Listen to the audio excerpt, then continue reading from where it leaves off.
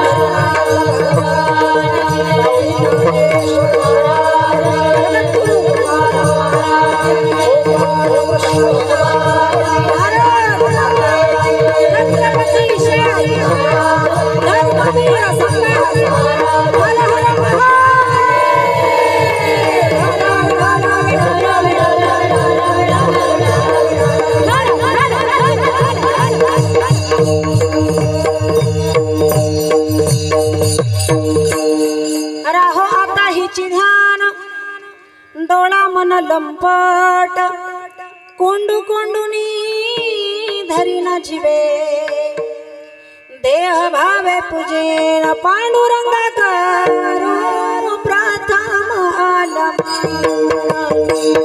पांडुरंगा करू प्रथम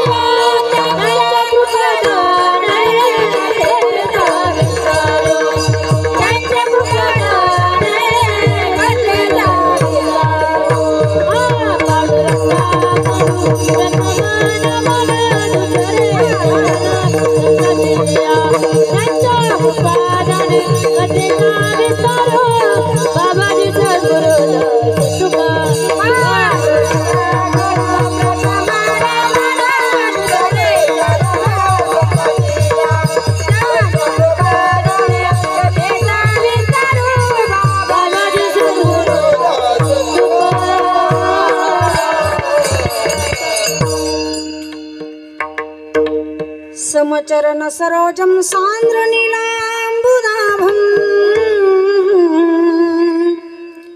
जगननिहित पानी मंडनम मंडनानाम, तरुण तुलसी माला कंदरम कंजनेत्रम, सदैवलहासं विठ्ठलं चिन्तयामि सबिन्दु सिन्धु शुष्कलतरङ्गभङ्गरञ्जितं विशस्तु पापजात जातकारिवारिसंयुतं कृतान्तदूतकालभूत भीतिहारि वर्मदे त्वदीयपादपङ्कजं नमामि देवि नर्मदे महागभीर नीरभूर पापदूत भूतलं गणत् समस्त पातकारी तापदाचलं जगल्लये महाभये मृकुण्ड शूनो हर्म्यदे त्वदीय पादपङ्कजं नमामि देवि नर्मदे नमो ज्ञानेश्वरा निवृत्ती उदारा सोपान देवा मुक्ताबाई नमो त्रिभुवन पावनी आद्यैत्रयी जननी देवाचे संपाद्य ज्ञानंच विधाय भक्ति विलोकितो येन समाधिराजः वैराग्यवन्तं सुविचारयुक्तं नमामि जोगं शिरसा जयांची किलिया स्मरण होय सकळ विद्यांचे अधिकरण तेची वंदो श्री चरण श्री गुरूंचे ते नमस्कारोनी आता मस्तक हे पायावरी या वारकरी संतांच्या राहो आता हिची ध्यान डोळा मन लंपट कोंडू कोंडू निधरीन जीवे देह भावे पूजिन प्रस्तुत प्रसंगी प्राप्त स्थळी चिंतना करता घेतलेला अभंग हा महाराष्ट्राचे भूषण देहूचे महासाधू विश्वगुरु जगतवंद जगतश्रेष्ठ श्रीमंत संत श्रेष्ठ श्री तुकाराम महाराजांचा भगवंताकडे प्रार्थनात्मक मागणी करणारा चार चरणाचा गोड असा अभंग चिंतना करता घेतला विठ्ठल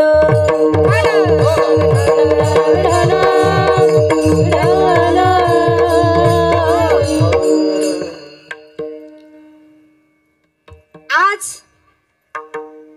यज्ञाचा कीर्तनातील शेवटचा दिवस आहे म्हणजे रात्रीचे कीर्तनाचं अंतिम टप्प्यातलं कीर्तन आहे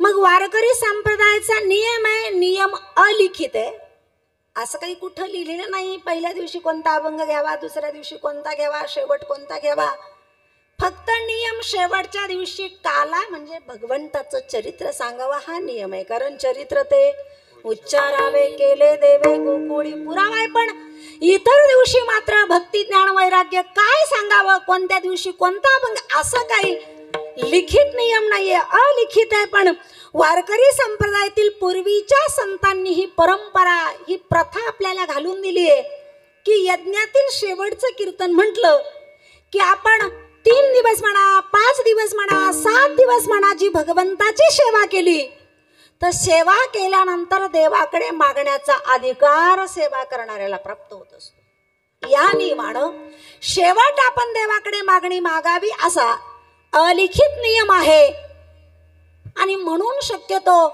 काल्याच्या आदल्या दिवशी मग 3.5 दिवसाचा असेल यज्ञ तर तिसऱ्या दिवशी 5.5 दिवसाचा यज्ञ असेल तर 5व्या दिवशी 8 दिवसाचा यज्ञ असेल तर 7व्या दिवशी देवाकडे मागणी करणारा अभंग घ्यावा लागतो ठीक आहे ना मग हा नियम जसा तुम्हाला माहिती आहे तसा तुम्ही म्हणाला आम्हाला पण माहिती आहे मग हा नियम जर माहिती आहे तुम्हाला तर मग असं असून सुद्धा तुम्ही अभंग आज हा अभंग का घेतला कारण आजचा अभंग असा आहे की आजच्या अभंगामध्ये 1 नाही 2 नाही तर 3 प्रकारचं मंगल साधलं गेलेलं आहे अभंगामध्ये मंगल साधल्या जातं मंगलाचे काही प्रकार आहेत 3 प्रकार आहे 1 वस्तू निर्देश स्वरूप मंगल 2 नमस्कार स्वरूप मंगल आणि 3 आशीर्वाद स्वरूप मंगल वस्तू निर्देश स्वरूप मंगल म्हणजे ज्या भगवंताची आपण भक्ती करतोय ज्याची सेवा करतोय ज्याचं चिंतन करतोय त्याचं स्वरूप काय आहे तो कसा आहे हे वर्णन करणं म्हणजे वस्तू निर्देश स्वरूप मंगल मग आजच्या अभंगात भगवान कसा आहे त्याचं वर्णन केलेलं आहे. तर तो आहे तुका म्हणे गोजरिया. तो गोजिरा आहे, साजरा आहे, सगुण आहे. म्हणजे भगवंत कसा आहे त्याचं स्वरूप सांगितलेलं आहे. त्याला म्हणावं वस्तू निर्देश स्वरूप मंगल. दुसरं आहे नमस्कार स्वरूप मंगल. ज्याची आपण भक्ती करतोय, ज्याचं चिंतन करतोय, ज्याची सेवा करतोय, त्याला नमस्कार करावा. त्याला म्हणतात नमस्कार स्वरूप मंगल. तुकोबराय म्हणतात विठोबा पाया पडू द्या. म्हणजे देवाचा नमस्कार करतायत म्हणून आजच्या अभंगात नमस्कार स्वरूप मंगल आहे. आशीर्वाद स्वरूप मंगल म्हणजे ज्याची भक्ती करतोय त्याच्याकडे आपण मागावं, मागण्याचा अधिकार आपल्याला प्राप्त होतो. या अभंगातून तुकोबरायने देवाकडे मागणं पण केलेलं आहे. म्हणजे देवाकडे मागणी करताना राहो आता हिची ध्यान, हे मागणं मागितलेले म्हणजे अभंगातून आशीर्वाद स्वरूप मंगल सुद्धा साधलेले आहे. म्हणून आजचा अभंग हा यज्ञामध्ये पहिल्या दिवशी घेतला तरी चालतो, मध्ये घेतला तरी चालतो, शेवट मागणीला घेतला तरी चालतो. विठ्ठल विठ्ठल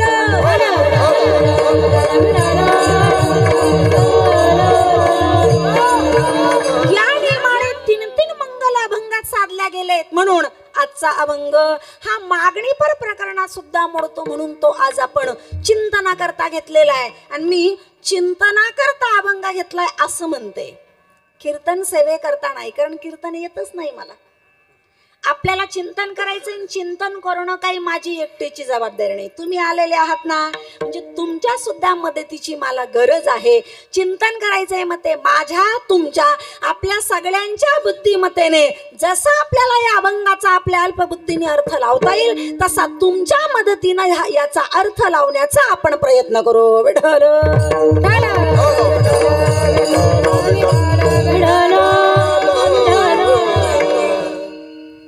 विसंगती वाटते का स्वराची? माझी वाटते का माझी मला विसंगती वाटते. म्हणून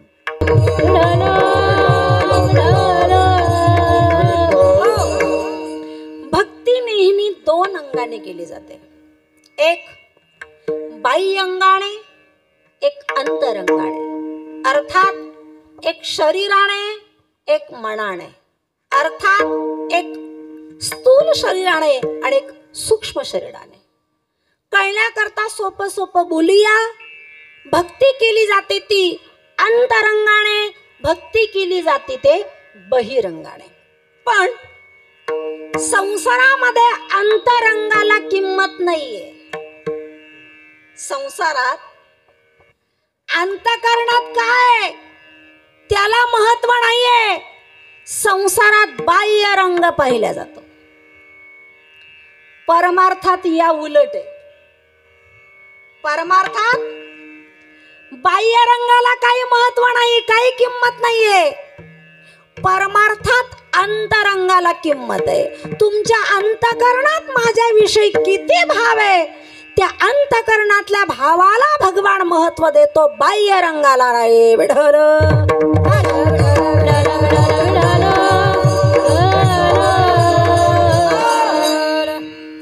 खूप मोठे बॅनर लावले, नाही आवडत त्याला. फार मोठा मंडप टाकला, नाही आवडत त्याला. त्याच्या अंगावर दयादुराच्या घागरी ओतल्या, नाही चालत त्याला. फुलामध्ये त्याला लपून ठेवलं, नाही चालत त्याला. वरच्या भावाला नाही भुलत तो. भक्ती करताना त्याच्याविषयी आपल्या अंतःकरणात काय भाव आहे त्या भावाला भगवान भुलतो. मौल्या महाभारतातले प्रसंग आपल्या डोळ्यापुढे येतात. शिष्टाई करण्याकरता भगवान निघाले. मी त्याच्या अगोदर एक प्रश्न विचारते तुम्हाला. कौरव पांडवांचं युद्ध झालं, बरोबर? झालं.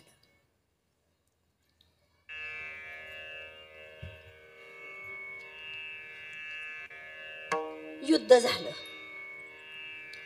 कौरव पांडवांचं युद्ध व्हावं ही इच्छा कुणाची? कौरव पांडवांचं युद्ध व्हावं ही इच्छा कुणाची? शकुनी मामाची चूक, देवाची. वा, हे युद्ध व्हावं ही इच्छा प्रत्यक्षात कुणाची? भगवंताची इच्छा. कशावरून? गांधारीचा आणि देवाचा संवाद चाललेला आहे. ज्या वेळेस सगळे कौरव मारले गेले, कसे का असे ना, पण मुले कोणत्या आईला म्हणतात साप झाला तरी वाईट आहे का आईला? हे तर हाडामासाची मुलं आहे. ओक्साबोक्सी रडत होती गांधारी. पांडव समजून सांगायला गेले तरी ऐके ना गांधारी. शेवटी भगवंताला बोलावं लागलं. आत्याबाई जे झालं ते झालं, गप्रे काळ्या, तू काहीच बोलू नको म्हणले. हा सगळा खेळ करणारा तर तूच आहे. आणि महाराज हा काळ्या पक्का राजकारणी मेला, पक्का राजकारणी. मी प्रमाणासह बोललो. खेळतो येण्याची खेळावा, नटतो येण्याची नटावा. काय खेळ खेळला? एका मिनिटात कर्ण फोडला, एका मिनिटात. असा फोडला ना, नाही येऊ दिला शरीराने पांडवांकडून, पण मनाने पण ठेवला नाही दुर्योधनाकडून. विठ्ठल विठ्ठल.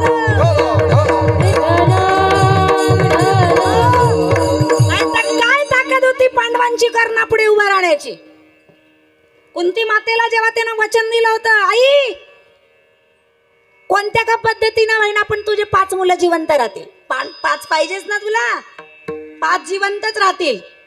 त्या 5मध्ये तुझा युधिष्ठिर राहील, भीम राहील, नकुल राहील, सहदेव राहील.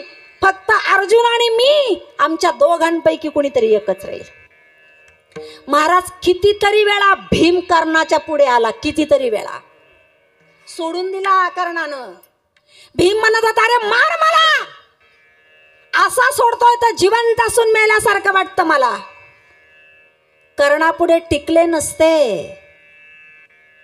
पण यांना असं त्याचं खच्चीकरण केलं ना, की तू कुंतीचा मुलगा आहे. आणि कर्ण म्हणलाय, आता सांगतोय युद्धाच्या तोंडावर, म्हणजे खेळ यालाच खेळावा, त्याच्यासारखा दुसरा खेळा कोणी नाही. म्हणून गांधारी म्हणते, का हा सगळा खेळ तर तूच केलाय. मी काही प्रश्न विचारते, तुला पटापट उत्तर दे. अधिकार होता गांधारीचा. कारण त्या काळामध्ये भगवान श्रीकृष्णाला देव मानणारी जी यादी होती ना, त्या यादीमध्ये गांधारी सुद्धा होती.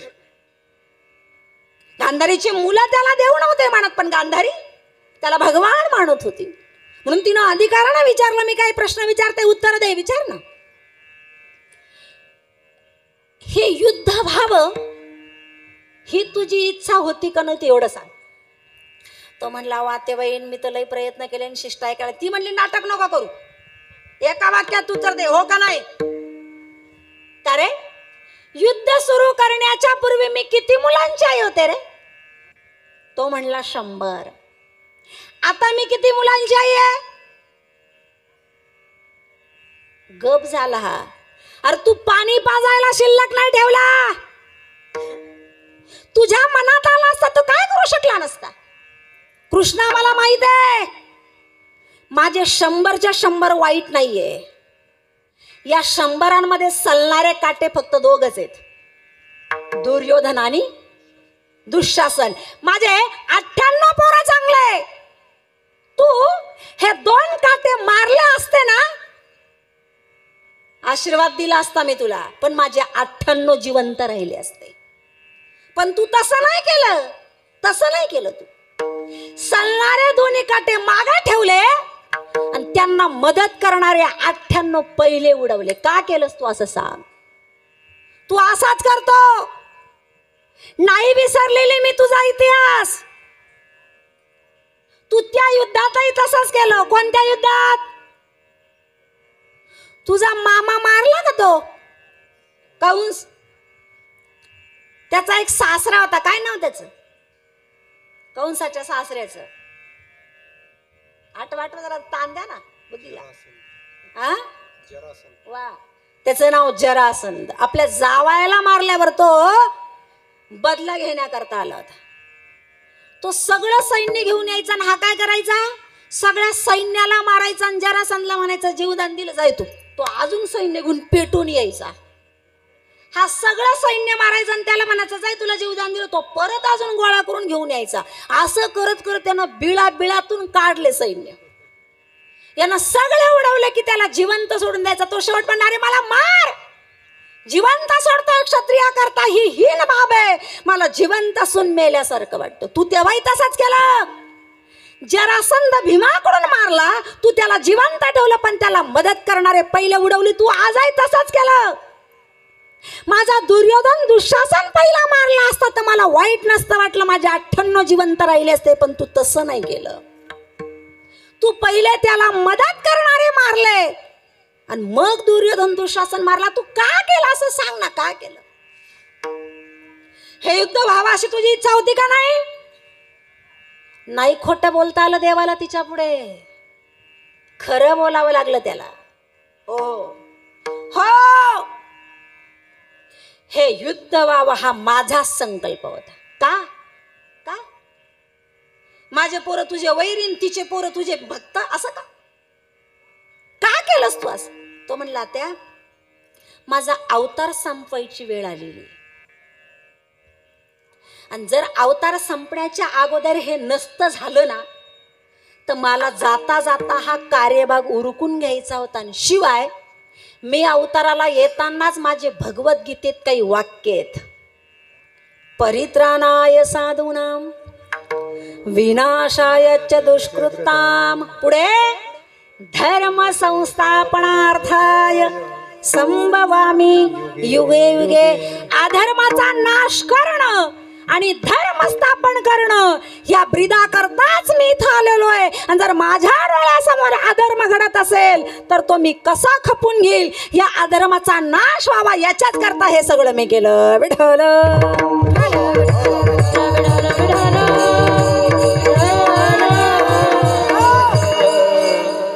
म्हणून हे युद्ध व्हावं ही भगवंताची इच्छा. पण हे सगळं वरवर नाटक आहे. शिष्टाई करायला काय गेला आणि दुर्योधनाच्या समोर काय विनंत्या करू लागला आणि त्याला समजून सांगू लागला, नको असं करून युद्धामध्ये मानहानीन, एवढा रक्तपात होईल, नामकं होईल, तर सगळंच नाटक, सगळंच नाटक. पण गेला तर कृष्ण येतोय माझ्याकडं. मी भगवान श्रीकृष्ण नाही म्हणले, फक्त कृष्ण म्हणले. का? कारण दुर्योधन त्याला भगवान मानतच नव्हता ना. तो आपल्या काकूचा, भावाचा पोरगा आहे, भाचा आहे असं मानत होता त्याला. कृष्ण येणार आहे माझ्याकडे, पाहुणा म्हणून येणार आहे म्हणून. जर कृष्ण आपल्याकडून आला, कारण दुर्योधन विचार करायचा ह्या पांडवांकडे काहीच नाही हो, काहीच नाही, तरी हे युद्धाला तयार आहे. जर कृष्ण सोडला तर त्यांच्याकडे दुसरा कोणीच नाहीये. आणि दुर्योधनाकडे कोण कोण आहे? कोण आहे? भगवद्गीतेची प्रार्थना सांगते, स्वर्देत चला हो.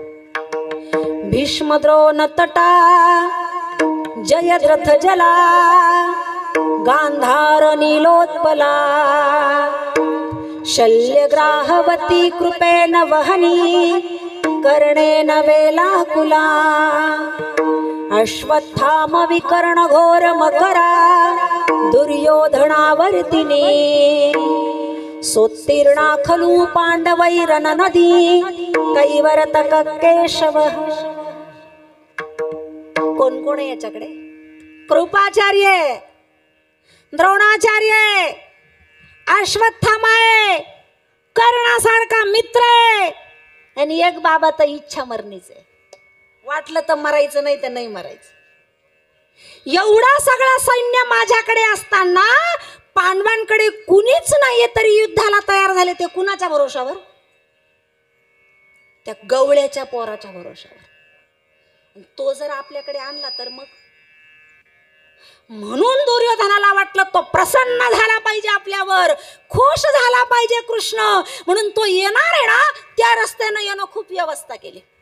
मंडप टाकले, गालीचा टाकला, त्या अत्तराचे फवारे मारणारे मशिनरी उभ्या केल्या, फुलं उधळणाऱ्या बाया उभ्या केल्या, मोठे मोठे हार घेऊन उभे केलेले आहेत, पंचपक्वान्नाचा स्वयंपाक केलेला आहे, भला मोठा हार घेऊन स्वतः जातीनं उभा राहिलेला आहे दुर्योधन. भगवान आलेले आहेत. पुढचा कथा बघते, येता येताच ते काकाचं आमंत्रण घेऊन तिकडे नाही जायचं आपल्याला. आला दुर्योधनानं पहिला आणि रथातून खाली उतरलेले भगवान यानं काही नमस्कार केला नाही, कारण तो देव मानतच नव्हता ना. गळ्यात हात घातलेला आहे आणि भगवंताबरोबर चालू लागला आणि म्हणू लागला, कृष्णा तू कशा करता आलेला आहे मला माहित आहे, युद्ध होऊ नये हे सांगण्याकरता आला ना, पण आमची भाऊबंदकी आम्ही पाहून घेऊ, तू काही मध्ये बोलू नको. आणि युद्धाविषयी बोलायचं असेल तर आज तो दिवस नाही, उद्या माझ्या ऑफिसला त्याची चर्चा होईल, इथं नाही. तू पाहुणा आहे ना, तुझ्या करता स्वतंत्र रूम बांधलेला आहे, बंगला. एका दिवसाकरता करोडो रुपये खर्च केले दुर्योधनाने. मी बाह्य रंगाविषयी बोलते. मुक्काम कर, जेवण कर आणि मग सकाळी माझ्या ऑफिसला भेटून आपण युद्धाविषयी चर्चा करू. जेवण करतो म्हणला, मी नाही जेवणार. डोंगर कोसळल्यासारखं वाटलं त्याला. एवढा खर्च ज्याच्या करता केला तो जेवायचं नाही म्हणतोय का? त्याचं कारण आहे, तू मंडप टाकला, गालीचा टाकला, मोठा स्वयंपाक केला, त्याच्या गळ्यात हार घातला, पण नाही ना चालत त्याला. त्याला वरचं नाही चालत. जर त्याच्याविषयी तुझ्या अंतःकरणामध्ये प्रेम नाहीये, भाव नाही, तर देवाला वरचे केलेले उपचार नाही चालत. विठ्ठल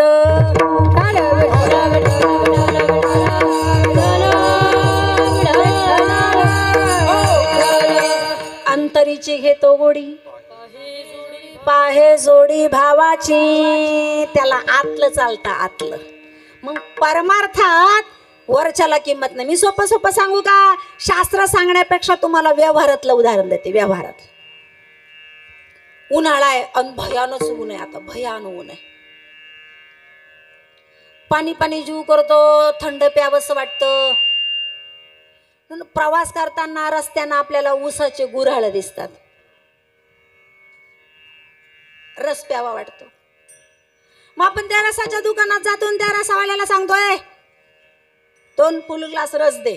पण ऐक, ऊसाचा रस देताना खबरदार, गुऱ्हाळामध्ये ऊस, काळा निळा ऊस चरख्यात त्या गुऱ्हाळात घालायचा नाही. का बरं? काळा ऊस टाकला तर रस सुद्धा कसा येतो? वाकडा तिकडा ऊस टाकू नको गुऱ्हाळात. का? वाकडा तिकडा ऊस टाकला तर रस सुद्धा कसा येतो?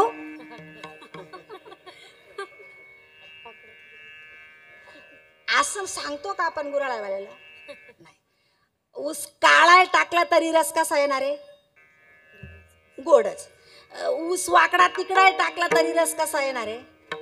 कारण आपण ऊसाच्या वरच्या रंगाकडे नाही पाहत, ऊसाच्या आतल्या रसाकडे पाहतो. तू कोबर आहे म्हणतात, मी नाही. ऊस डोंगा परी रस नाही डोंगा, काय भुललासी. जर ऊसाचा रस पिताना जर आपण ऊसाच्या वरच्या अंगाकडे बघत नाही, जसा ऊसाच्या आतला भाग पाहतो, हा नियम आपण परमार्थात का वापरत नाही? विठ्ठल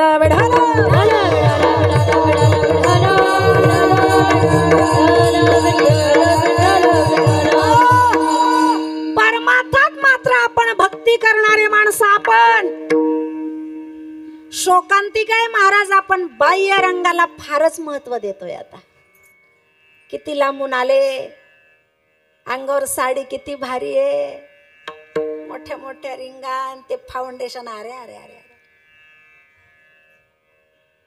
त्यालाच किंमत आहे आज. एक सांगू, संसारात माणसाचं वय वाढलं ना तर अंगात चमका निघतात. संसारात वय वाढलं ना अंगात चमका निघतात, पण परमार्थात ज्ञानाचं वय वाढलं तर त्याच्यात चमका नाही निघत, तो माणूस चमकतो महाराज. माणूस ज्ञान वाढलं पाहिजे.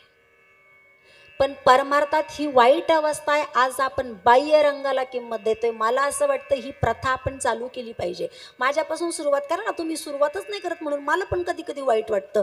आमच्या तारखा घेताना जर आम्हाला तुम्ही प्रश्न विचारत जा ना, 9, 12, 15 अध्याय पाठ आहे का नाही, कमीत कमी 2 हरिपाठ पाठ आहेत का नाही, माऊलीचा नाथबाबाचा, मला तरी विचारलं का? असेल काय नसेल माझा पाठ, तुम्ही बिनधास्त तारखा घेताय 2-3 वर्षापासून. हा, पण हे विचारण्याच्या आधी तुमचा पाठ लागल. तुमचा पाठ लागल आहे का नाही, हे आत काय चाललंय बघत नाही ना आपण. बाह्य रंगाला किरमत आहे, पण सावधान, कीर्तन करताना सुद्धा जर आत त्याच्याविषयी भाव नसेल, फक्त बाह्य रंगाचाच बडेजाब असेल, तर कीर्तन करून सुद्धा नरकाला जावं लागेल. विठ्ठल विठ्ठल.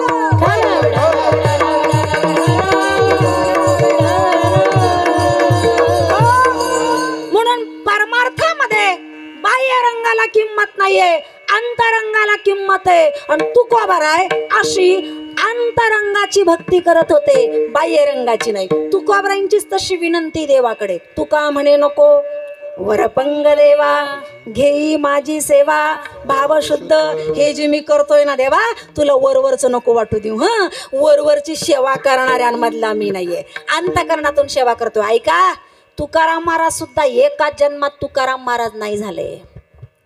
ते म्हणतात या अवस्थेपर्यंत येण्याकरता मला सुद्धा अनेक जन्म तपश्चर्या करावा लागली. बहुनाम जन्मना म्हणते, ज्ञानवान माम प्रपद्यते, वासुदेव सर्वमिती सह महात्मा सुदुर्लभ.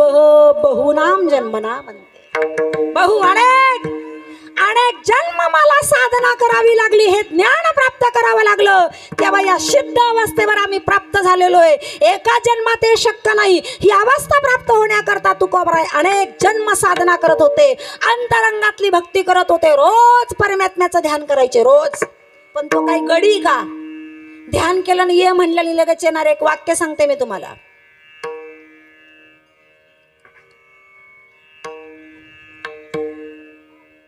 मंदिरातल्या देवाची भक्ती केली तर मंदिरातला देव आपल्या अंतकरणातलं दुःख दूर नाही करू शकत. मी वाक्य परत वापरते. मंदिरातल्या देवाची पूजा केल्यानं मंदिरातला देव अंतकरणातलं दुःख दूर नाही करू शकत. याचा अर्थ मंदिरातल्या देवाची भक्ती पूजा करू नका असं मला म्हणायचं नाही. माझं वाक्य पूर्ण झालेलं नाहीये. मंदिरातला देव त्याची पूजा केल्याने आपल्या अंतकरणातलं दुःख दूर नाही होणार आहे. मग अंतकरणातलं दुःख दूर जाण्याकरता मंदिरातला देव साधनेने अंतकरणात आणावा लागेल, तेव्हा अंतकरणातलं दुःख. आणि मग कस काय आणायचा तो मंदिरातला? इथं असा हलवायचा उचलायचा नाही, नाही. त्याच्याकरता साधना करावी लागेल, ध्यान करावं लागेल. आणि तुकोबाराय रोज ध्यान करायचे. ऐका, ध्यान हे पूजेला पोषक आहे. ध्यान हे पूजेला पोषक आहे. पूजा अर्चा रोजचा काकडा नियम हरिपाठ झाला की तुकोबाराय ध्यान करायचे. ध्यान करताना भगवंताला आपल्या स्मरणात आणायचे. पण तुकोबारायांच्या अंतकरणामध्ये परमात्मा येत नव्हता. पण साधना तुकोबारायांनी सोडली नाही. एक दिवस तो तुकोबारायांच्या जीवनामध्ये उजाडला. तुकोबाराय ध्यान करू लागले आणि जिथे समोर ध्यान करतायत त्या मूर्तीतून एक बालमूर्ती प्रकट झाली. तुकोबारायांच्या अंतकरणात उभी राहिली आणि ती मूर्ती उभी राहिल्यानंतर तुकोबारायांच्या मुखातून हेच उद्गार निघाले. कोणते? अभंगाचं पहिलं.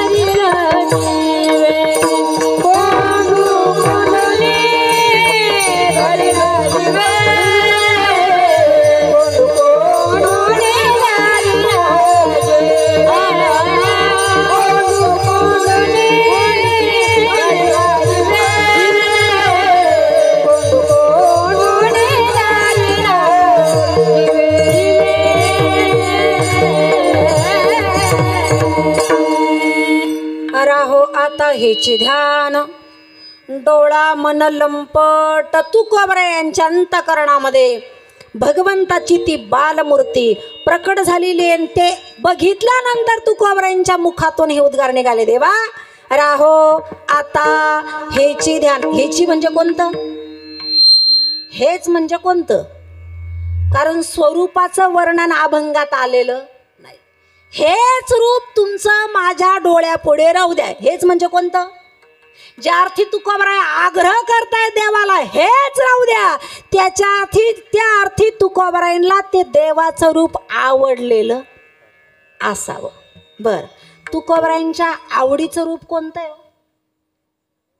कारण देवाचे तर अनेक रूप आहेत. अनंत रूपे अनंत वेशे देखील मी त्याशी अनेक रूप घेतलेले देवानं. मग एवढ्या सगळ्या रूपांपैकी तुकोबरायांच्या आवडीचं रूप कोणतं? आवडे हे रूप गोजिरे सगुण, आवडे हे रूप गोजिरे सगुण, आवडे हे रूप गोजिरे सगुण, आवडे हे रूप गोजिरे सगुण. पाहता लोचना सुखावने, पाहता लोचना सुखावने, आता दृष्टीपुढे ऐसा चितुराए, आता दृष्टीपुढे ऐसा चितुराए. पाहता लोचना सुखावने, पाहता लोचना सुखावने, आता दृष्टीपुढे ऐसा चितुराए, आता दृष्टीपुढे ऐसा चितुराए.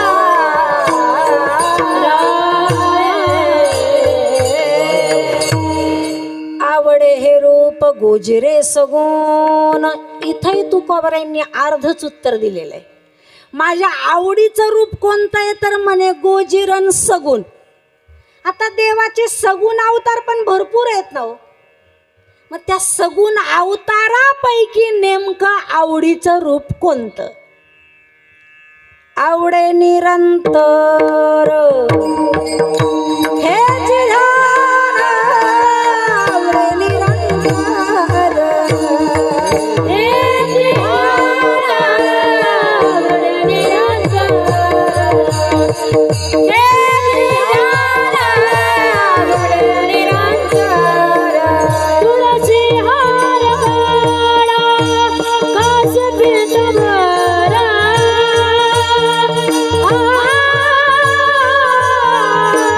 आवडे निरंतर, हे ध्यान, आवडे निरंतर, हे ध्यान. तुळसी हार गळा कास पीतांबरा,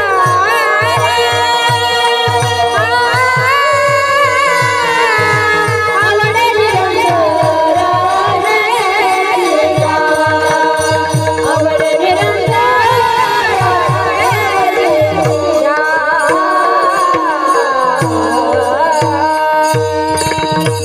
तुकोबरायांनी आता इथं मात्र परिपूर्ण पत्ता दिलेला आहे. मला कोणतं रूप आवडतं? आवडे निरंतर हेची ध्यान.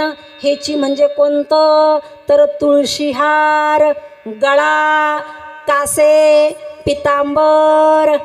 ज्याच्या कमरेला पितांबर कसलेला आहे, ज्याच्या गळ्यात तुळशीची माळ आहे, मकाराकार कुंडल आहे, गोपीचंद टिळा आहे, वैजयंती माळ पायापर्यंत लोळते, ज्याच्या स्वरूपावरून कोटी चंद्र सूर्य ओवाळून फेकावे एवढा सुंदर परमात्मा तुकोबरायांनी पाहिल्यावर हेच रूप मला तुझं आवडलेलं आहे. त्यामुळं माझ्या आवडीचं हे रूप असल्या कारणानं असंच हे रूप हे ध्यान माझ्या डोळ्यासमोर राहू दे. राहो आता हेची ध्यान तुकोबऱ्यांना कोणीतरी प्रश्न विचारला, हेच रूप तुम्हाला का आवडलं?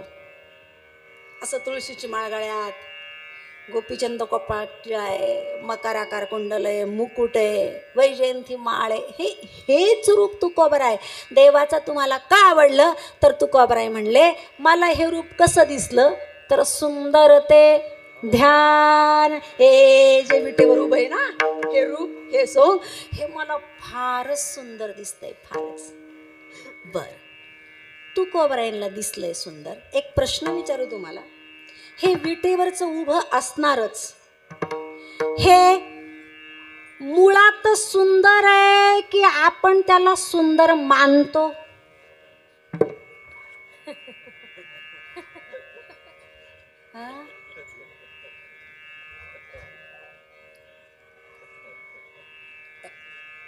मुळात सुंदर आहे की आपण त्याला मानतो?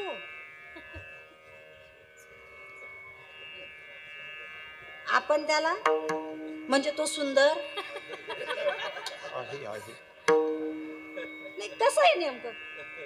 सुंदर मुळातच आहे का? पण मग ते आपलं वागणं त्याच्याशी जुळत नाही ना. कारण सुंदर शब्दाचा अर्थ काय सांगू? सुंदर, सुंदर शब्दाचा अर्थ काय? ज्याला पाहिल्यावर परत काहीच बघण्याची इच्छा शिल्लक राहत नाही, त्याला म्हणतात सुंदर. मी प्रमाणाने बोलणार आहे ना. तुकोबरायांना सुंदर दिसला तर तुकोबरायांनी लगेच एका अभंगात लिहून ठेवलेलं आहे, तुझं पाहता सामोरी त्याला पाहिल्यावर त्याच्या स्वरूपापासून हे डोळे, आता त्या मगाच्याच प्रमाणात सांगितलं ना, पाहता लोचन, सुख झालं त्या डोळ्यांना, इतके सुखी झाले डोळे तर आता परत तुझ्या स्वरूपाशिवाय दुसरं काही पाहावं वाटत नाही. त्या डोळ्यांना दुसरं काही बघण्याची आवडच नाही राहिलेली. त्या डोळ्यांना तुझं रूप इतकं आवडलं, ते सुंदर आहे, आता डोळ्यांना काहीच बघण्याची इच्छा नाही. का? त्याला पाहिल्यावर काही बघावंसं वाटत नाही. याला म्हणतात सुंदर. आता आपल्याला आपण जर म्हणतो तो मुळात सुंदरच आहे, तर आपलं वागणं ह्या सुंदर शब्दाशी जुळत नाही ना. कारण आपणही वारीला जातो. आता जाऊ ना, पुढच्या महिन्यात जाऊ. माणसं वारीला जातात, कुणी बसने जातं, कुणी दिंडीत जातं. मग प्रदक्षिणा करता करताच कळसाचं दर्शन होतं. बास, एकदा दर्शन झालं, रावटीत आले, पिशवी उचलली, का उचलले? अजून तर एकादशी नाही झाली, काला नाही झाला, गुरुपौर्णिमा नाही झाली, तुम्ही लगेच निघाले. मग झालं ना दर्शन, आता काय राहिलं? म्हणजे त्याला पाहिल्यावर सुद्धा पिशवी उचलून जर घरी यावंसं वाटत असेल तर समजायचा अजून आपल्याला तो सुंदर दिसलेलाच नाही. मी तुम्हालाच नाही बोलत, तुमच्या यादीत मी पण आहे. मी काही शहाजूक नाही, मी पण घरीच येते ना. ज्या अर्थी आपण घरी येतोय संसारात, जर त्याला पाहिल्यावर परत काहीच बघावंसं वाटत नाही आणि आपले डोळे जर त्याला बघून सुद्धा पुन्हा संसार बघण्याची इच्छा करत असतील तर नक्की समजायचं तो सुंदर दिसलाच नाही आणि त्यानं त्याचं सुंदर रूप आपल्याला दाखवलंच नाही. विठ्ठल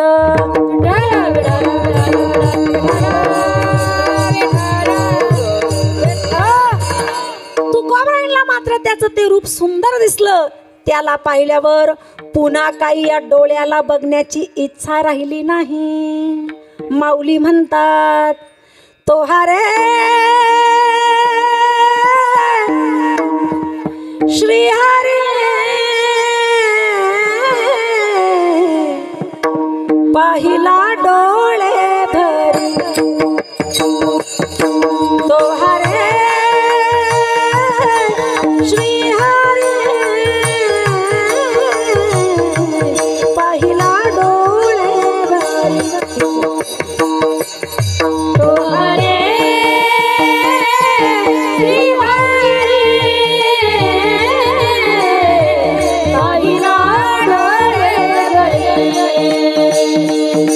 तो हरे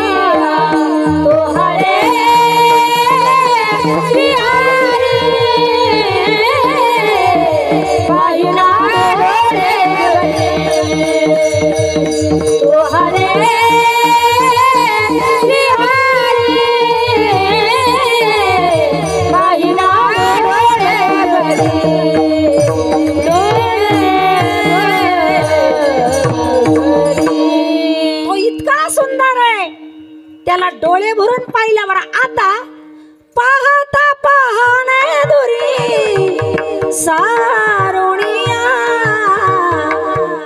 आता डोळ्यांनी जगातलं सगळं पाहणं बाजूला केलं, फक्त त्याला पाहिलं. का तर तो बघावा, त्याच्याकडे सारखं बघत राहावं, तो इतका सुंदर आहे. म्हणून तुकोबराय म्हणतात हे सुंदर रूप मला आवडलेलं आहे, माझ्या आवडीचं आहे, म्हणून माझी विनंती आहे, माझी मागणी देवा तुमच्याकडे. राहो आता हेची ध्यान, हे ध्यान तुमचं माझ्या समोर असंच राहू द्या. का बरं? कारण त्या रूपाला आता माझा डोळा मन लंपट, ह्या रूपाला माझे डोळे आणि माझं मन काय झालंय? लंपट झालंय. लंपट म्हणजे लंपट लापट. आपण एखाद्या पोराला म्हणतो ना, शेजारच्या बाईचं पोरग काही लापट आहे बाई, जाय म्हणते तरी सारखं येतं. म्हणजे लापट म्हणजे त्याला किती जाय म्हणलं तरी ते जात नाही, तरी येतच. का? त्याला आपलं घर आवडतं, आपल्या घरात यावं वाटतं, आपल्या सहवासात राहावं वाटतं. आपल्या सहवासाविषयी जसं ते लापट झालंय, जात नाही, तसं ह्या डोळ्याला तुझ्याशिवाय दुसरं काहीच पाहावंसं वाटत नाही, एवढं लापट झालंय तुझ्या स्वरूपाकडे. बर, डोळे होतील यात नवल नाही, पण मन, माझ्या मनाला सुद्धा अशी इच्छा आहे का तुझ्याशिवाय कुणाचंच ध्यान करू नये. इथं जरा अवघड आहे. देवाकडे डोळे जातील, कान जातील, पण भगवंताकडे मन जाणं अवघड आहे. आणि भगवंताला डोळे कान काहीच लागत नाही. भगवान म्हणतात मय्येव मन आधत्स्व मयि बुद्धिं निवेशय निवशिष्यसि मय्येव अत ऊर्ध्वं न संशयः. मन्मना भव मद्भक्तो मद्याजिं मां नमस्करु मामे वैश्यसि युक्तवैवं आत्मना मत्परायणः. मन्मना, तुमचं मन, तुमची बुद्धी, तुमचं अंतकरण मला पाहिजे, दुसरं काहीच नाही. आणि खरं तर देव संत श्री गुरु आपल्याकडे मनच मागतात. मन, गुरु परंपरेचे अभंग पाठ आहेत ना तुमचे, ते गंगा स्नानाला जाताना तुकोबराईंना स्वप्नात श्री गुरूंची भेट झाली. सापडविले वाटे मस्तकी तो जाना भोजना मागते. इथंच थांबा. काय मागितलं? तूप. किती किलो? काय मोजकच मागितलं? पावशर, पाव भाग. 1 किलोचा चौथा हिस्सा म्हणजे पाव. एका भाकरीचे 4 तुकडे म्हणजे एक चतकोर. पाव भाव मागितला, पाव. 1 तुकडा मागितला. आपलं अंतकरण सुद्धा भाकरीसारखं गोल आहे माऊल्यांनो. आणि या अंतकरणाचे 4 तुकडे आहेत: मन, बुद्धी, चित्त आणि अहंकार. या 4 तुकड्यातला एक पाव भाग मला देन, तो म्हणजे चित्त. तुमचं अंतकरण मला पाहिजे, दुसरं काही नको. आणि मग देवाला जर अंतकरण देऊन टाकलं, मनच जर तिकडे गेलं महाराज, शरीर काय करतं? मग शरीर काहीच करू शकत नाही. माझे डोळे तर तुझ्या रूपाला भुलले, डोळ्यांना तर तुझं रूप आवडलेलंच आहे देवा. माझं मन सुद्धा तुझ्या स्वरूपाविषयी लंपट झालंय. या मनाला तुझ्याशिवाय दुसरं आता काहीही आवडत नाही. हे अवघड आहे हो. मनाला सगळं आवडतं, पण मनाला बहुतेक देव आवडत, मनाला सगळं आवडतं, देव आवडत नाही. अजून थोडं पुढे जाऊन बोलू. मनाला मन झालेलं आवडतं, पण मनाला देव झालेलं नाही आवडत. कधी कधी लोक आपल्याला म्हणतात ना, ओ तुमच्यासारखा लई देव माणूस भेटला, बरं झालं. ओ तो नाही, तुमचा गैरसमज होतोय. मी काही देव माणूस नाही, देव कुठं मी कुठं. म्हणजे आपल्याला कुणी देव म्हणलेलं चालत नाही. बावलट म्हटलेलं चालतं, येडं म्हटलेलं चालतं, भोळसट म्हटलेलं चालतं, मूर्ख म्हटलेलं चालतं, पण देव म्हटलेलं चालत नाही. का? आपलं मन मी देव आहे हे मान्य करायला तयार. पण माझ्या मनाला ते पटलंय. माझं मन तुझ्या स्वरूपाविषयी अति अतिशय लंपट झालेलं आहे. माझ्या मनाला डोळ्याला काहीही आवडत नाही. फक्त तुझं स्वरूप आवडलं म्हणून देवा माझी मागणी, माझी प्रार्थना, तुमचं हे रूप माझ्या डोळ्यासमोर असंच राहू द्या. देवानं सांगितलं तू कोबरा आहे म्हणजे मीच माझं रूप तुमच्या डोळ्यासमोर असंच ठेवू का? तुम्ही त्याच्यासाठी काहीच करणार नाही का? नाही ना, करील ना देवा. हे रूप तुमचं माझ्या अंतःकरणामध्ये असंच स्थिर राहावं याच्याकरता मी सुद्धा प्रयत्न करेल. काय प्रयत्न करेल? अभंगाचं दुसरं चरण. कोंडू कोंडूने धरी ना जीवे, कोंडू कोंडूने धरी ना जीवे, कोंडू कोंडूने धरी ना जीवे, कोंडू कोंडूने धरी ना जीवे, कोंडू कोंडूने धरी ना जीवे, कोंडू कोंडूने धरी ना जीवे, कोंडू कोंडूने धरी ना जीवे, कोंडू कोंडूने धरी ना जीवे.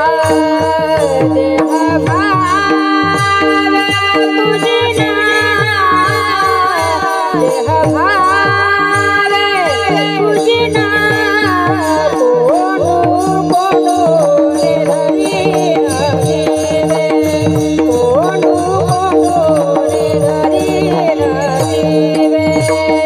देह भावे तुझे ना,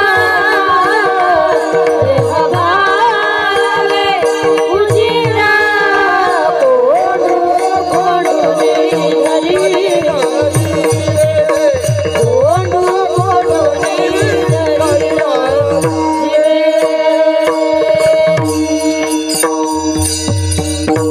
देवा तुमचं हे रूप माझ्या अंतःकरणामध्ये असंच स्थिर राहावं याच्याकरता मी फक्त तुम्हालाच प्रार्थना करतोय असं नाही, तर मी सुद्धा प्रयत्न करेल. असे भगवंताची कृपा आपल्यावर व्हावी, भगवंत आपल्या अंतःकरणात राहावं याच्याकरता आपण आधी प्रयत्न करावे.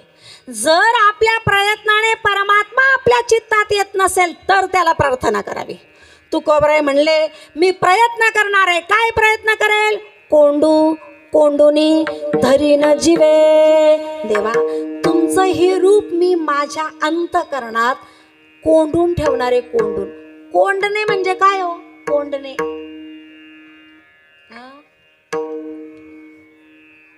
बंद करणे.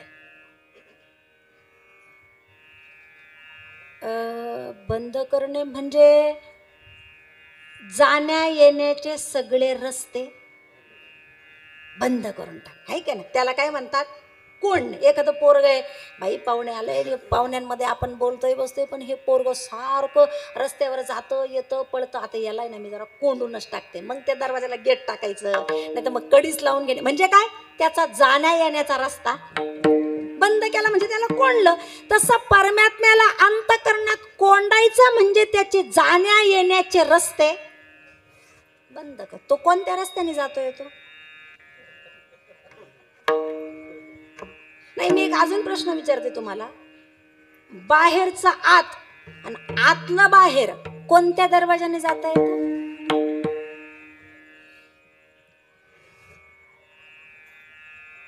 इंद्रिय.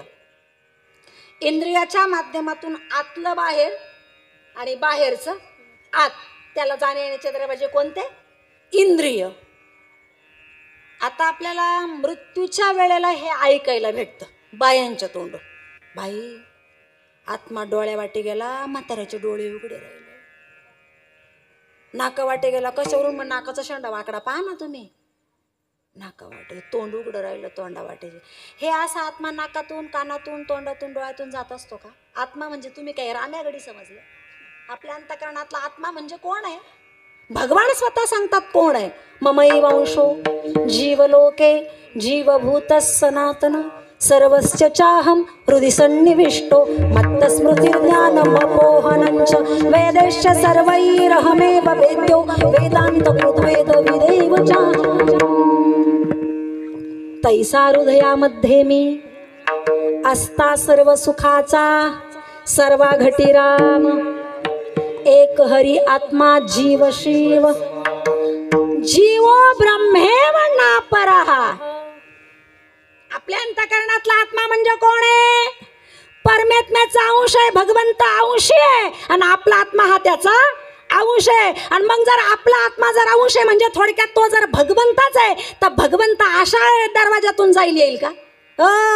हे जे सगळे दरवाजे आहेत ना आपले इंद्रिय, हे सगळे इंद्रिय घाणच फेकतात बाहेर. जरा निरीक्षण करा ना तुम्ही. हे जेवढे इंद्रिय आहेत ना आपल्या शरीराचे, हे सगळे इंद्रिय शरीराच्या बाहेर घाणच फेकतात. त्यांचा स्वभावाच आहे का काय जाणे मला काय माहिती ते इंद्रियांचं. घाण फेकतात तर फेकतात, बाहेरची घाण सुद्धा आत घेतात. हो हा ना. आणि वर्णन आलेलं आहे, इतर बाकीची घाण जाऊ द्या पण दुर्जनाची संगती इतकी घाणेरडी ना महाराज, त्या दुर्जनाचे विचार आपल्या इंद्रियाच्या माध्यमातून फक्त इंद्रियाजवळ नाही राहत, डायरेक्ट चित्ताला जाऊन भिडतात. चित्ताला. आणि चित्ताला भिडलेल्या एकाच कीर्तनात नाही निघत, एकाच जन्मात पण नाही जात. त्याच्याकरता ते कुसंस्काराने जन्मजन्मी आपल्याला दुःख भोगावं लागतं. म्हणजे इंद्रिय घाण तर फेकतातच फेकतात पण दुसऱ्याची सुद्धा घाण आपल्या आत घेतात. आणि लोकांना काय होतं माहिती का, दुसऱ्याची घाण आतमध्ये जाते, आपली घाण नाही दिसत त्यांना. मी तर जरा बऱ्याच काही गोष्टी माझ्या अनुभवायला यायला लागल्या ना, म्हणून मी जरा रोज मला आलं का माझ्या कीर्तनात ते येतच माझ्या तोंडामध्ये. काय झालं, लोकांना दुसऱ्याची नाली उपसायची सवय झाली. हा असा तो तसा, अरे पण त्याची नाली साफ करता करता तुझं गटार किती साचलंय ते बघ ना. आणि आता बस झालं याचं त्याचं उपसणं, आपलं पहा. मी तर तेच ठरवलंय. मग झाला का नाही आपला विषय. मला परिक्रमेने लय शिकवलं महाराज, लय शिकवलं. मी काही शाजूक नाही, येतच होतं तोंडातून कोणाच्या. वाईट दिसलं की माणसाच्या तोंडून कोणा ना कोणाविषयी येतेच, पण परिक्रमेने लय शिकवलं. आता दुसऱ्याचं उचकण्यापेक्षा पानं उलटवण्यापेक्षा आपल्याला पुढे काय करायचं याचा विचार करायचा. कारण आपल्याकडे मुळात वेळ कमी, आयुष्य कमी आहे. आणि हे दुसऱ्याची नाली उपासण्यात गेलं तर आपली साफ कधी होईल ना, आपली कधी होईल. आणि ती कीर्तनातून, सत्संगातून, संतांच्या विचारातून शुद्ध होईल. म्हणून स्वतःचा विचार करा, स्वतःचा. हे इंद्रिय, सगळेच इंद्रिय घाण फेकतात आणि अशा घाणेरड्या इंद्रियातून परमात्मा जात येत नाही. आत्मा डोळ्यातून जात नाही, कानातून जात नाही, येतच नाही तर जाईल कसा. जिथून यावं लागतं तिथंच परत जावं लागतं. जिथून येतो माणूस तिथंच परत जातो. प्रमाण आहे आपल्याकडे. दुरुणी आलो मी गा, दुःख झाले दारी. आपण जिथून आलोय ना दुरून, परत तिथंच जायचं आपल्याला. जाऊ द्या, सोपं सांगते मी. कीर्तनाला आले तुम्ही, सगळे गावातलेच आहेत का? काही बाहेर गावचे सुद्धा आहे ना. मग आता कीर्तन संपल्यावर कायमचे घरदारा सोडून इथंच मुक्कामी राहणार आहे का? मी तर नाही राहायचे बाई. जिथून आले तिथं मला परत जायचंय ना घरी. म्हणजे ज्या घरून आलो तिथं जावं लागतं, तसं जिथून जन्माला आलो तिथं परत मूळ ठिकाणावर आपल्याला जावं लागतं, मूळ स्थानावर जावं लागतं. तसं परमात्मा सुद्धा ज्या रस्त्याने येतो त्याच रस्त्याने जातो. अजून सोपं सांगते तुम्हाला. भगवान श्रीकृष्ण परमात्म्याचा जन्म कुठे झाला? मला असं वाटतं आता 2-3 वर्ष काला होता हा विषय येऊन गेलाय आपला. कुठे झालाय मग सांगा बरं पटकन. आता फार विचार करण्याची काय गरज आहे तुम्हाला? आता ऐकलंय तुम्ही.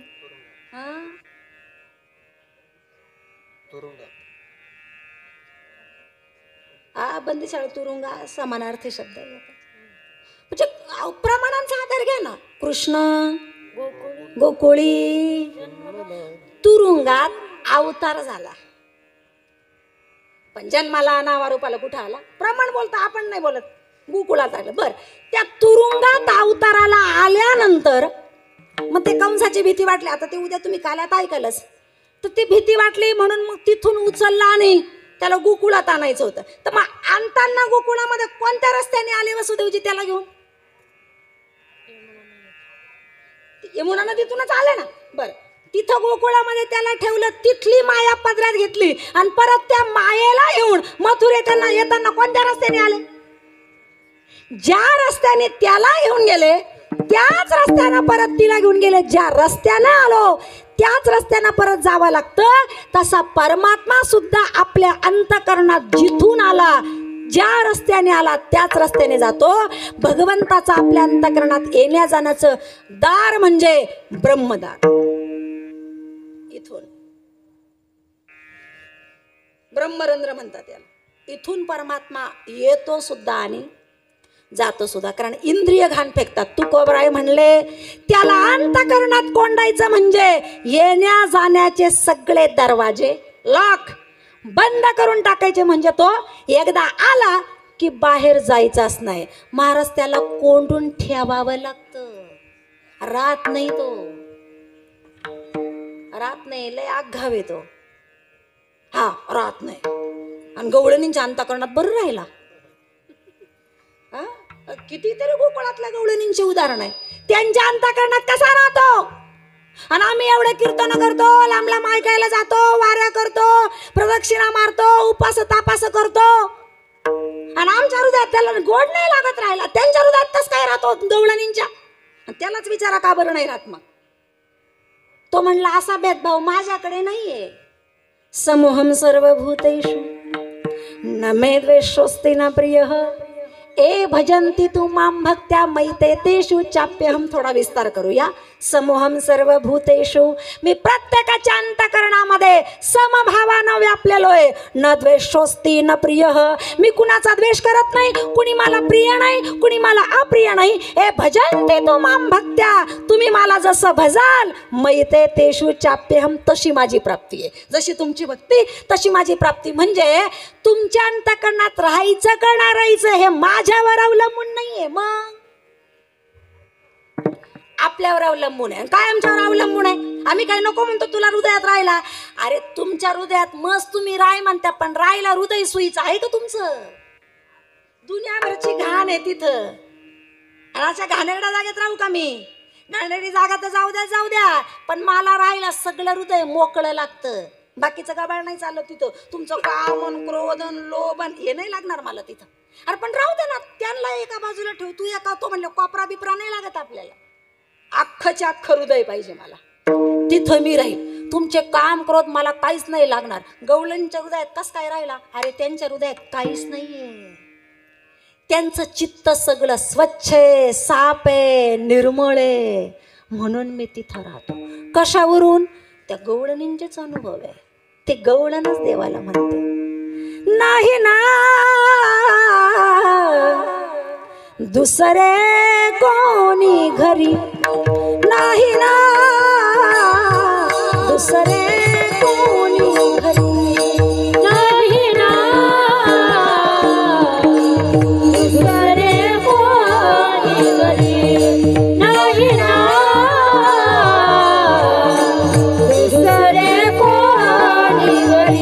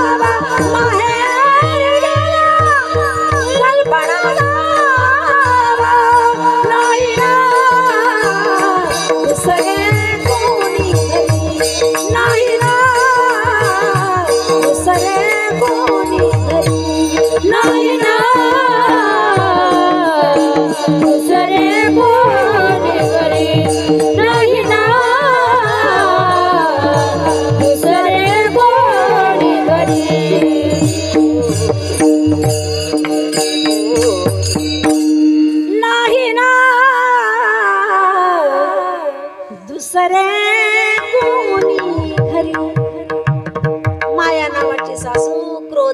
माझा सासरा ही कोणतीच मंडळी माझ्या चित्तात अंतकरणात नाही. म्हणून त्या गवळणींच्या हृदयात भगवान राहिले.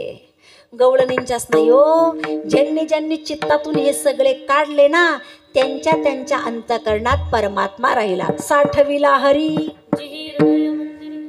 संपुष्ट हे हृदय पेटी किंवा साठविला दाता. जनाबाई म्हणतात हृदयी बंदी खाना केला आत कोणला. अनेक संतांनी कोणला तसे तुकोबराय म्हणतात मी सुद्धा चित्तातले सगळे विकार दोष बाजूला करून देवा तुम्हाला बाहेर जाण्या येण्याचे सगळे रस्ते बंद करून माझ्या अंतकरणात कोंडून ठेवेल. कोंडू कोंडूनी धरीन जीवे देह भावे पूजीन. आणि एकदा तुम्ही माझ्या अंतकरणात आले काय अंतकरणात पण परमात्मा आहे. म्हणजे हृदयात तर आहेच आहे पण तो परमात्मा बाहेर सुद्धा. प्रमाणाशिवाय बोलायचं नाही आपल्याला. आत हरी बाहेर हरी हरीने घरी कोंडिले. फक्त माझ्या आतच देव आहे या वृत्तीवर नाही राहायचं. माझ्या आत असणारा देव प्रत्येकाच्या अंतकरणात तोच आहे. परमार्थ करताना या वृत्तीवर आपण आलो की समजायचं आपल्या परमार्थ रूपी मंदिराचा कळस झाला. अभंगाचं तिसरं चरण.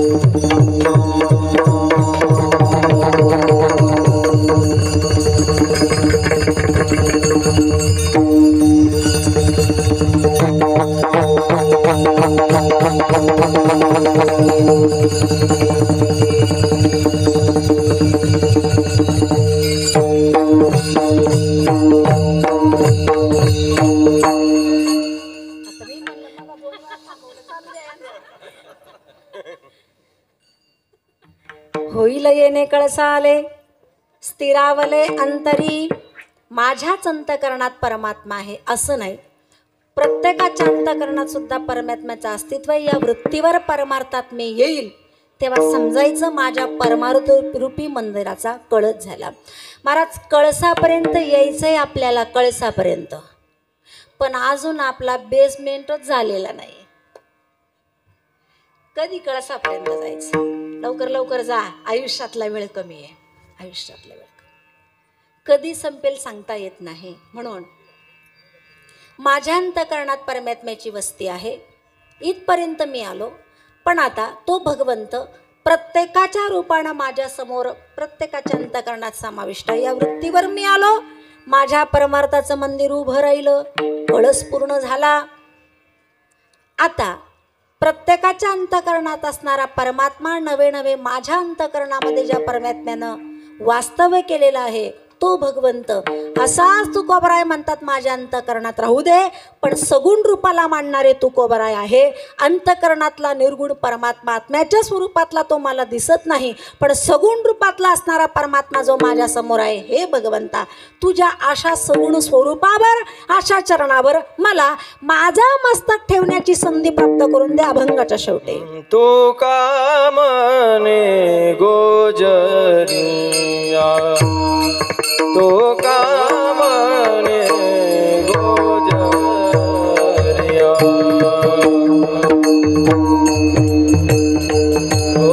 गोजरिया, तो कामने गोजरिया, तो कामने गोजरिया, तो कामने गोजरिया.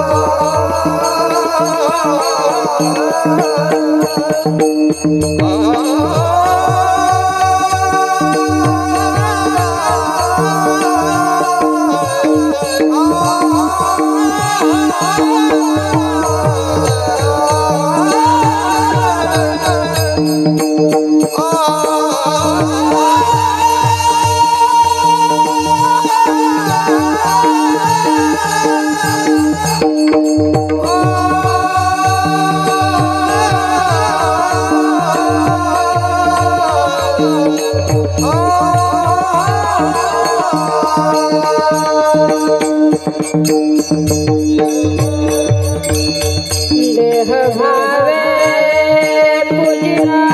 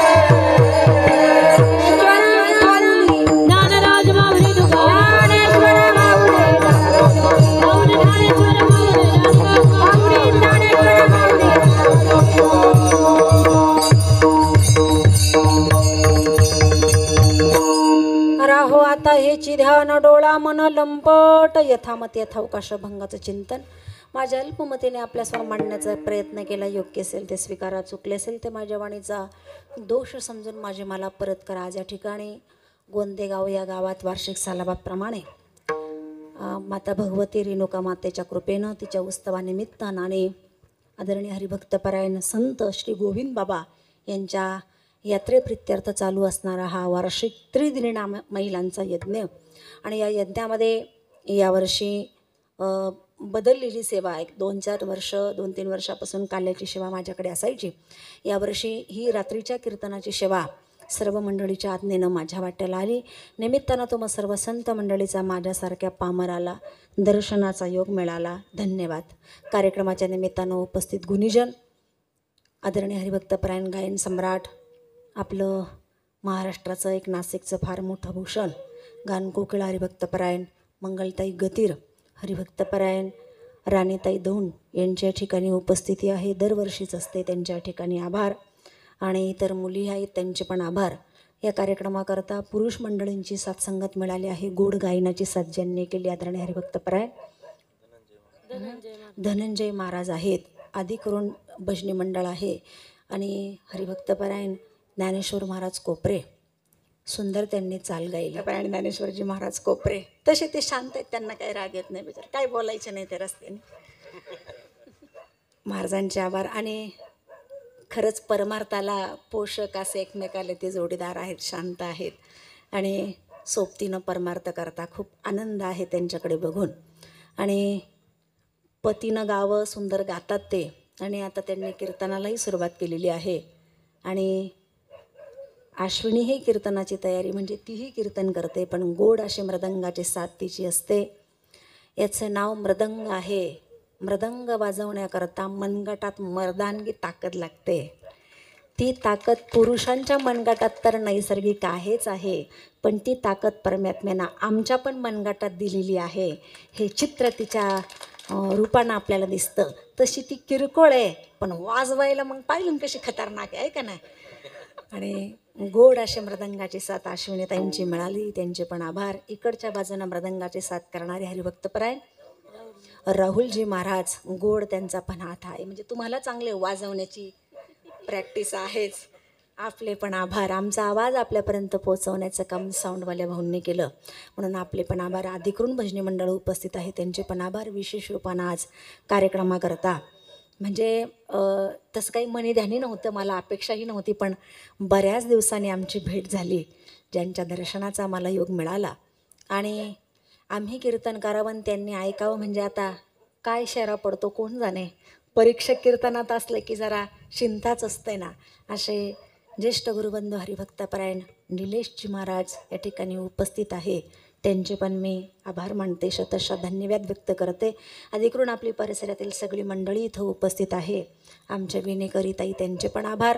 उपस्थित जनसमुदाय, आपणही मोठ्या संख्येने उपस्थित झालात, आपले पण आभार. आणि अजून एक आपण कार्यक्रमात बदल केला, तो मला फार आवडला. उद्याचा काला आपण सायंकाळी ठेवला, हे खूप चांगलं झालं. कारण 2-3 वर्ष आपल्याला खूप अनुभव आला, खूप दुपारचं ऊन लागतं. म्हणजे मला पण 2-3 वर्ष कीर्तनात बोलण्याकरता सकाळी उन्हाचा तडाखा मे महिन्यात खूप असतो आणि हे वैशाखाचं ऊन खूप लागतं. आणि आपण खूप चांगला निर्णय घेतला की काला संध्याकाळचा ठेवला. आणि अजून त्याच्यामध्ये एक विशेष गोष्ट म्हणजे उद्या खऱ्या अर्थानं काला होणार तुमचा. कारण काला म्हणजे एक वस्तू नाही, एक वस्तूचा काला होतच नाही, अनेक वस्तूंचं मिश्रण म्हणजे काला. मग बहुतेक वेळेला काल्याचे अन्नदाते असतात, जसे रोज पंक्ती जातात तशी काल्याची पण महाप्रसादाची पंगत कोणीतरी दाता, उदार दाते आहेत आपल्याकडं, ते घेतात आणि मग एकाच्याच माध्यमातून तो महाप्रसाद मिळतो. पण उद्या आपल्याकडे तसं नाही आहे, तर खऱ्या अर्थानं काला आहे. आमटी आणि भात इथे आचारी बनवतील किंवा काय कसं नियोजन असेल ते, पण त्या आमटीबरोबर मात्र असणाऱ्या भाकरी संपूर्ण गावातून येणार आहे. ही महिला मंडळांकडे दिलेली जबाबदारी आहे. म्हणजे खऱ्या अर्थानं हा काला होणार आहे की त्या काल्याचं पुण्य. आणि मला असं वाटतं आता ही प्रथा जर तुम्ही चालू केली तर ही आशिष ठेवा. मला असं वाटतं काला हा प्रत्येकाला त्याचं पुण्य मिळालं पाहिजे. आपल्याला त्रास होईल थोडासा 2-3 भाकरी जास्त बनवण्याचा, पण काय अडचण नाही, एरवी आपण बनवतो, काही कंटाळा नाही आपल्याला त्याचा. आणि तुम्ही बनवालच तर तो खऱ्या अर्थानं काल्याचा आनंद आपल्याला मिळेल. असा एक म्हणजे पूर्वी जसे व्हायचे काल्याचे प्रसाद त्या पद्धतीनं आपण केलात, खूप आनंद वाटला. आणि अशीच परंपरा आपण चालू ठेवा. असा असणारा हा जनसमुदाय, आपणही उपस्थित झालात, आपले आभार. बराच वेळ मी तुमचा घेतला त्याबद्दल क्षमा मागून इथेच सेवेला पूर्णविराम आणि इथेच थांबते. विठ्ठल जय जय विठ्ठल.